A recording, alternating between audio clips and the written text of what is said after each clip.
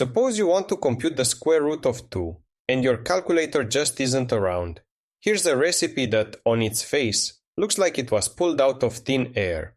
Take any guess, average it with 2 divided by your guess, and that's your next guess. Do it again. Start with 1. After one step, you get 1.5. After 2, 1.416. After 3, you've already nailed 5 decimal places. After 4, the digits agree with the true value to roughly 12 places. So this thing works. The question is, why?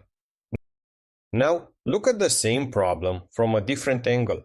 The square root of 2 is just the value of x, where x squared minus 2 equals 0. So we're really hunting for the root of a curve. Here's the trick. Pick any starting point on the curve. At that point, the curve has a tangent line, and the tangent is the cleanest possible local stand-in for the curve itself. So instead of solving the hard equation, we ask the easy one.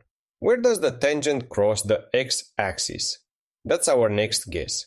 And then we just do it again. Drop down to the curve at the new x, draw the tangent there, follow it to the x-axis. The picture is clear. We're skating along tangent lines, hoping toward the root. Let's turn this picture into a formula.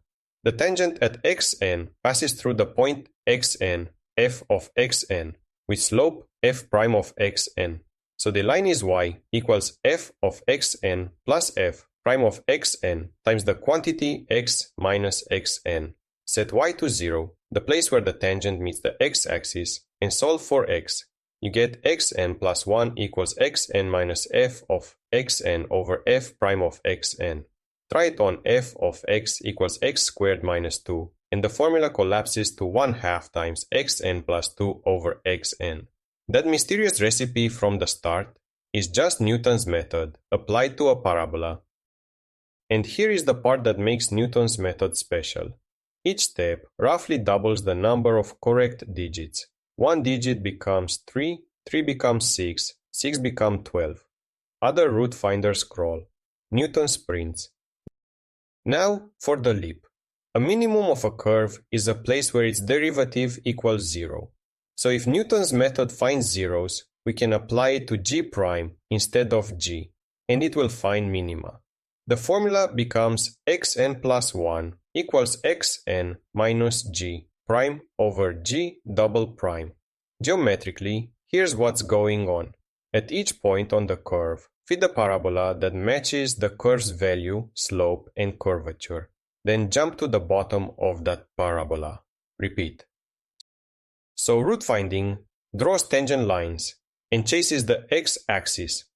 Optimization draws parabolas and chases their vertex. 2 pictures, 1 algorithm. Replace the hard problem with the simplest local problem you can solve, jump to the answer, and walk. And that's basically it. If you found this helpful, hit that like button, subscribe for more, and drop a comment if you have any questions. See you in the next one. Bye bye.